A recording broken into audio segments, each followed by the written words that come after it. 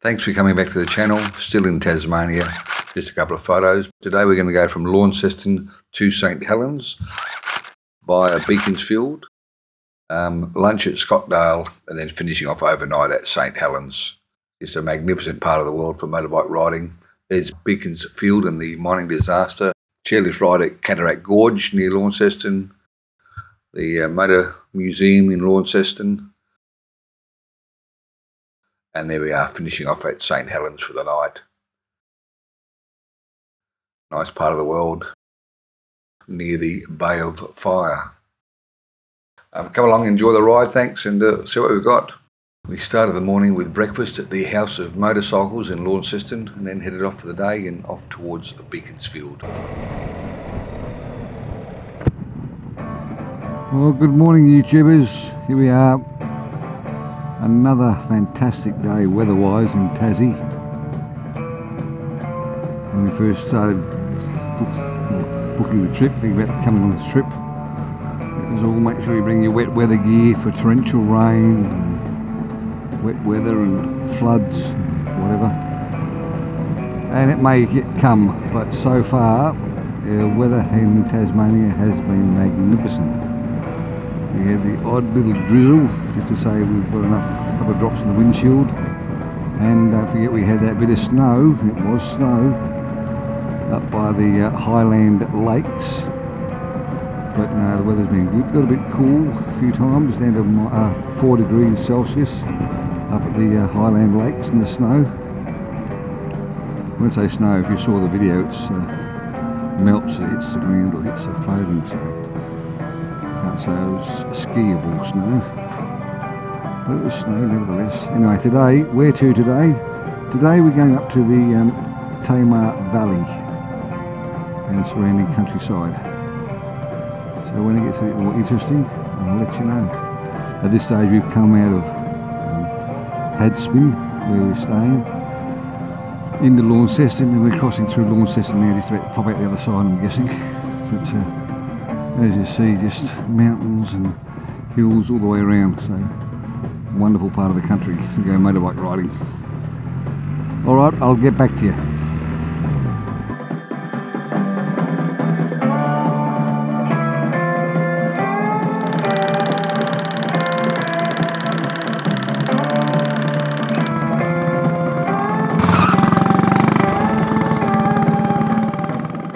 Okay, still on the road. We got through Launceston, on the way to the Tamar Valley. We're going to go up one side and down the other, but actually going to pop into Beaconsfield, which was the sign of a mining disaster. I think back in the 2000s maybe.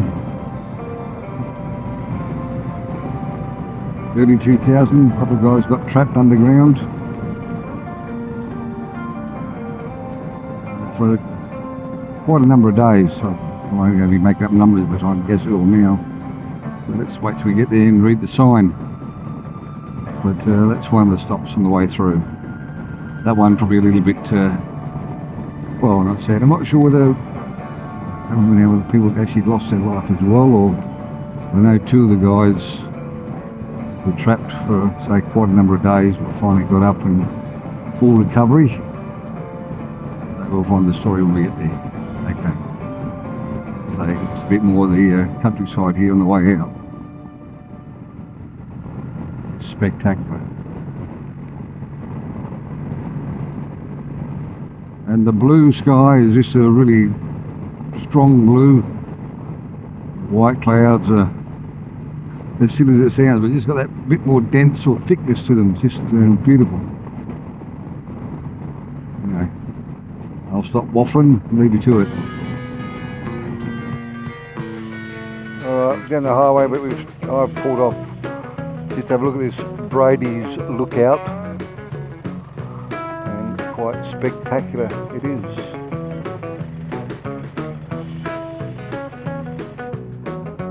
Here we are in Beaconsfield. I can see the infrastructure, metalwork, the top of the mine shaft.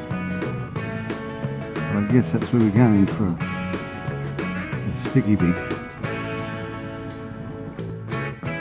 what we can see.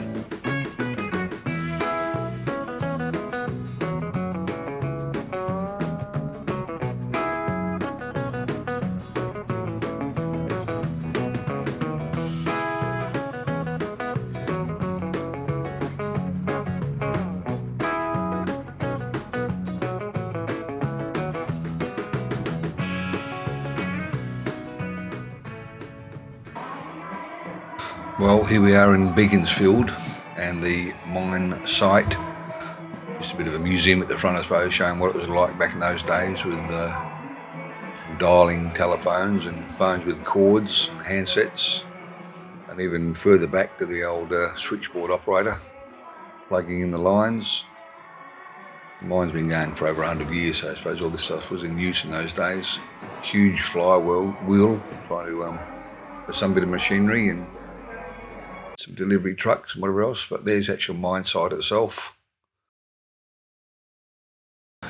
Well, here we are, the Beaconsfield mine, the mining disaster. I thought early 2000s, it was actually on Anzac Day of 2006, and as most of the town were celebrating Anzac Day. Obviously the mine was still operating, 24-hour day mine, I suppose, 24/7. An earthquake came through, 2.8 on the Richter scale, and caused a rock slide and trapped 3 miners. One unfortunately passed away and the other 2 got away. I've got 2 shafts here. The main shaft opened in 1905, and the second one in 1906, a year later. The second shaft was built primarily to help with the dewatering of the mine. So the main shaft was for production and recovery of ore, and so the second one for more dewatering. The mine closed in 1914. I guess the First World War, Great War. And then it reopened again, where are we? Let's see a date, 1919. We had a collapse in 1929, and it goes on and on. Continued to operate through the Second World War. Finally closing in 2012, when the cost of gold, it's a gold mine, wasn't enough to keep the mine site viable. The main shaft.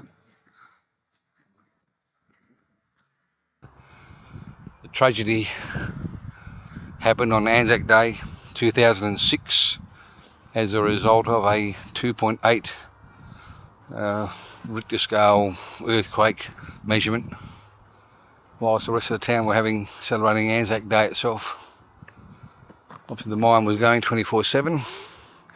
3 fellows got trapped underground, and unfortunately one passed away. The other 2 were finally rescued after 14 days. So 14 days underground. Pretty horrific. And here we go.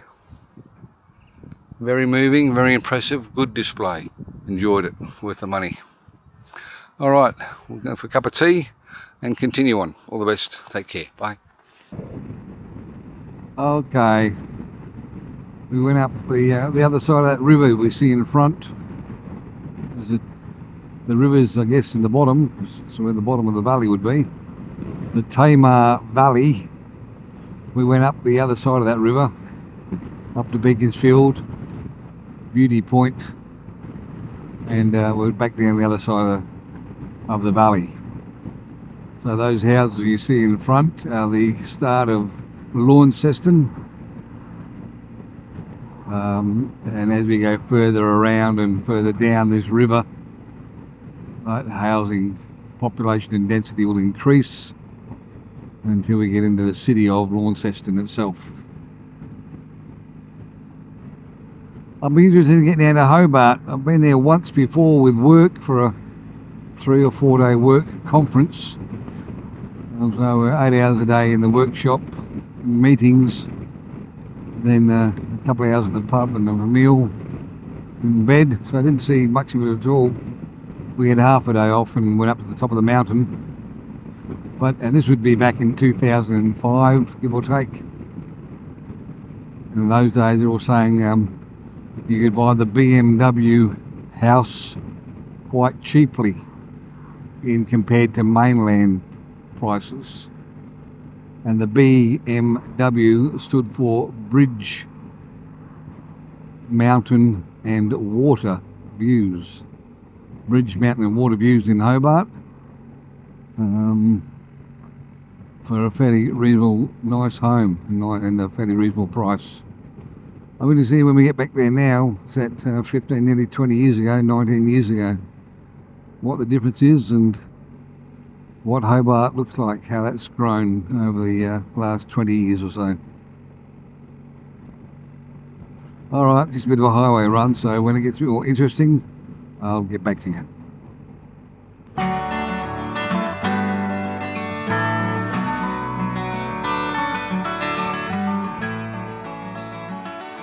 Well, we've stopped for a bit of morning tea at the Cataract Gorge and the Gorge chairlift. It's about 50 minutes drive out of Launceston. So yeah, just a nice break after having seen the Beaconsfield mine disaster museum and on site. That was very impressive. But so is this Cataract Gorge, very nice indeed. Got the funicular railway there, up and down the side of the mountain.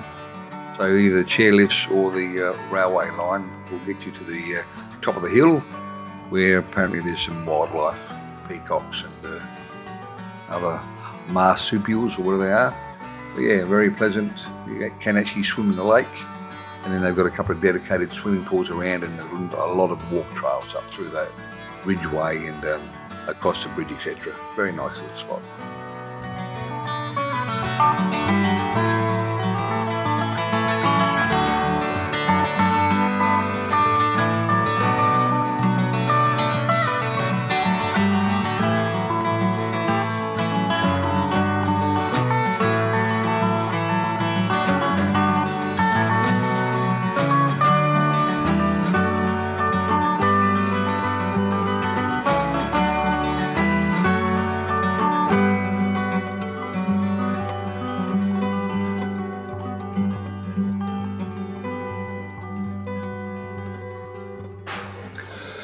Well, good morning YouTubers, how are you going?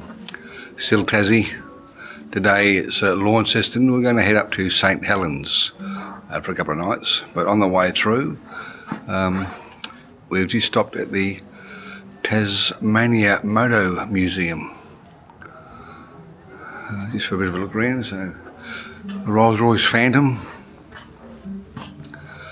car, a bit of legroom in the back seat for the sake of looking.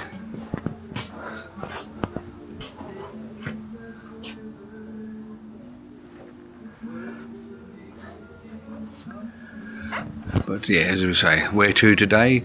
St Helens, and a bit of sightseeing on the way, so come and join us. Some beautiful vehicles in this motor museum, motorbikes and cars. We've got this thing which has got the sidecar, gear shifter, shaft drive.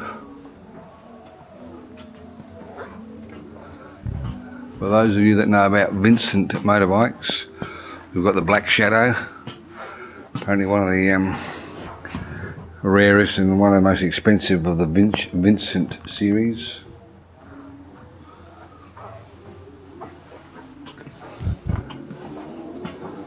Another sidecar. I would guess it's a Harley. Is it a Harley? What are we? Oh yeah, 1936 Harley Davidson with a sidecar. Then a row of muscle cars, both Ford and Holden, all the way from the classic Holden Torana, GTR, sorry, XU1 to the top of the range Fords. We're continuing around the bend and more motorbikes and more cars, so I'll leave you to have a little look-see.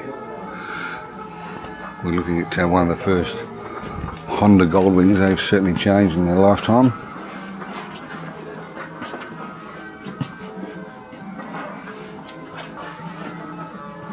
Yeah, I used to own one of those, Kawasaki Z900. Back in 1975, a container ship ran into the Tasman Bridge, and obviously you can see it collapse the bridge. And a couple of cars tithering on the top there. Holden station wagon and this two-door Monaro, but the actual Monaro that was in the photos on the bridge is this one. Unbelievable.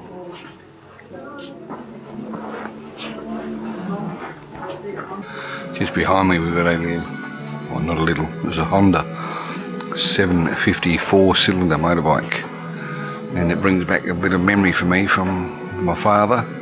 I remember we were living in Woomera in South Australia up in the Rocket Range there, and we were walking to the picture theatre one night, and someone had brought this a Honda 750 4-cylinder, and Dad made the comment he couldn't believe the size of the motor inside in a motorbike, a 4-cylinder 750cc. The comment said it's half the size of the engine in our car at the time. So yeah, it brings back a couple of memories. Well, we just stopped and the Sidelings lookout, just for another view, just magnificent views all the way through Tasmania. But get down the end of that walkway there, spectacular view up and down the valley. A little bit hazy, but otherwise all good.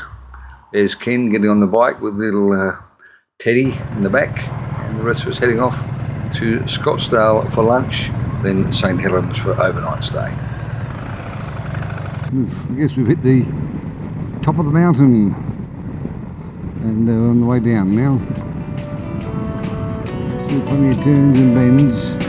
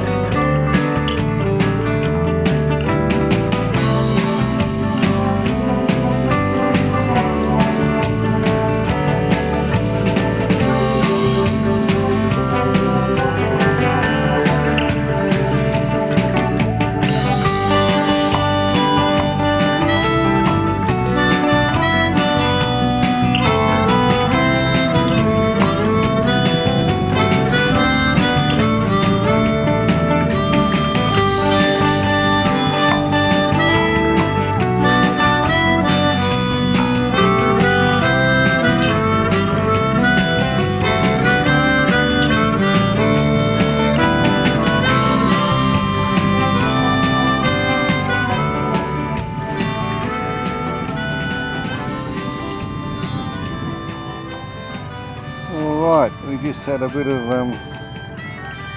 lunch up here at Scottsdale, and we're now heading to St Helens. What a beautiful view, beautiful day.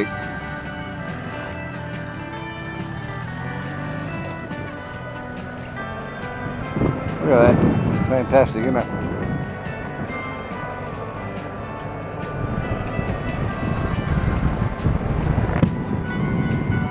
Scottsdale's quite a big town, and the Home Paddock Cafe, very, very good, very reasonably priced, quite a range of food and drinks and juices, coffee. I'm very pleased with the service. Well, here we are, finished at Scottsdale. As I say, on the way to St Helens, but back in the country. And up another side of another mountain.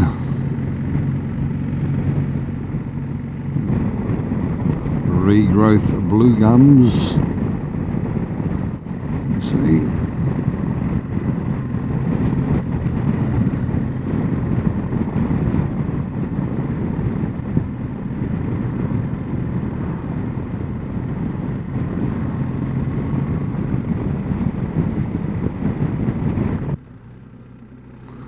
There we are, in the town of Derby, which seems to be the mecca for mountain bike riding. I think if you see on this back of this bus here, got a trailer full of bikes. Wherever we go, there's mountain bikes, so there must be some very good mountain bike trails through this neck of the woods in Derby.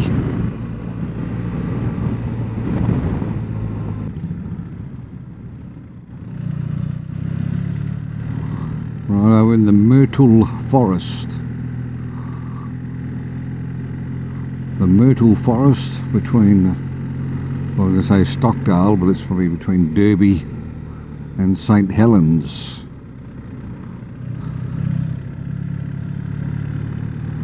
A lot of ferns about.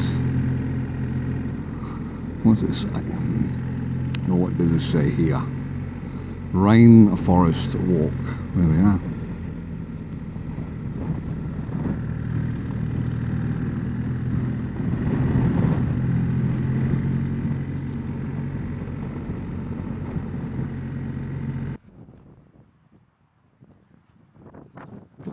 Hey, how we doing?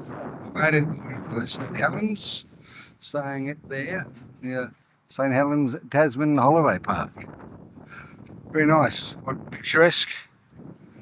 On the coast, we're maybe 3 or 4 kilometres out of town, which is also on the coast, on a couple of little bays as you go around. So I'll get a bit more footage for you over the next couple of days. We're here for 3 nights, I think it is, which is, yeah, 3 nights. But there's a lot of spots to go and see, a lot of day trips, they tell me. So here we are, there's our face. There's a good looking one, but you just can't see his face from the helmet. The rest of the crew. Okie doke, little Teddy. He's had a gutsful. You've had enough of the day, haven't you, Ted? Hey? You had enough, mate? Hey, good boy. Alright, thanks for the ride today. We're having dinner here. I'll show you the room layout at some stage. And that'll be it for the day. All the best, thanks, bye. St Helens, where are we? St Helens Tasman Holiday Park. Very nice. That's our room or villa or cabin. Park view number 15. There's the boys, but nice sized lounge room, air conditioning, dining room, lovely big kitchen, 4-size fridge and freezer, toilet, shower, double bed, and then the 4 bunks in the second bedroom. They're all very nice. Can't complain. Good value for money. Very nice, clean. Chat. Bye.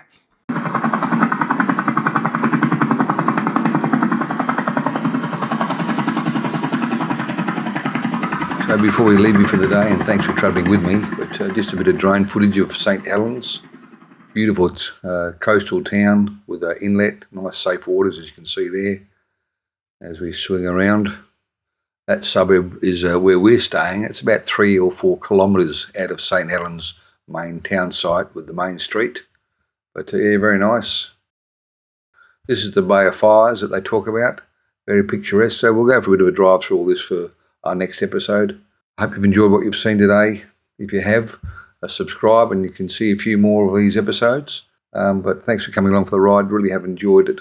That's at St Columba's Fall. We'll go there tomorrow and have a good look at that. But again, thank you for the ride. Thanks for your company and all the very best. Take care.